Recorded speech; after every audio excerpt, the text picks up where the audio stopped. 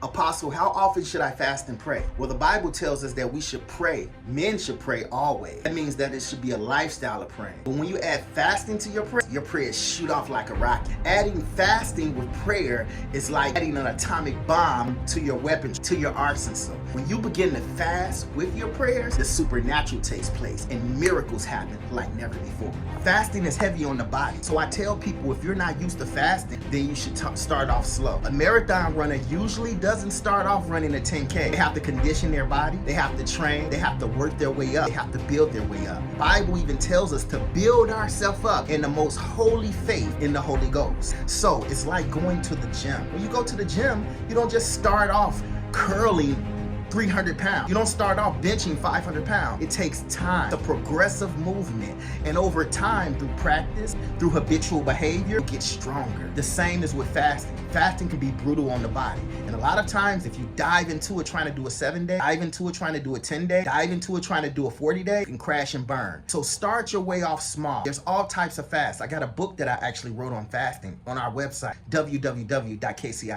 Start off small. Start off little by little. Start with what's called a partial fast. Wake up, you fast to 12 noon. Wake up, you fast to 5 p.m. Then do that for 1 or 2 days a week. In the next week or the next few weeks or the next month, you graduate, you elevate.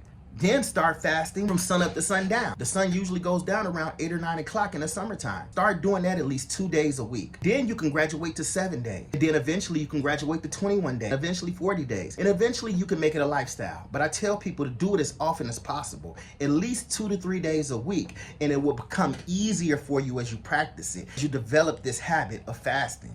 There's all types of fasts. You can fast from food. That's called a normal fast. You can do an absolute fast. The Bible tells us Esther fasted no food, no water for 3 days. Try not to go longer than 3 or 4 days because you can damage your intestines and damage your body. But when she did that fast, she proclaimed that fast. And the Bible tells us that she saved the Israelites. She saved the Jewish nation. So if 3-day Esther fast or a dry fast or absolutely nothing fast, an Esther fast can save a nation, imagine what it can do for your life. There's also a no meat fast. Just drink water, no meat. There's also a fast where you can just eat salad and fruits. There's something called the Daniel fast. You can do that for 10 days, 21 days. You can do it for 3 or 4 days. There's so many types of fasts that you can do. I really want to tell you something very important.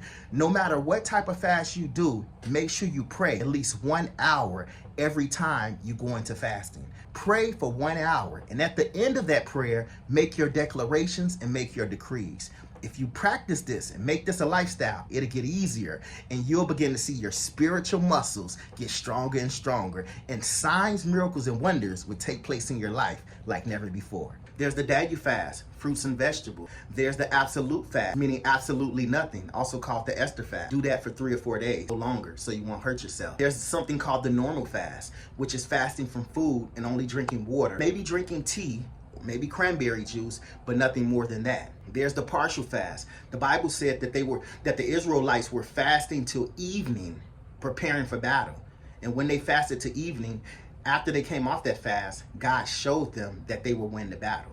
Partial fasts are half-day fasts or fasting for a few hours. There's many different types of fasts in the Bible that you can do. If you're on medication, you also can fast. You can do a salad fast. There's all types of ways you can fast. There really isn't an excuse for your fasting life to increase. You just gotta want it.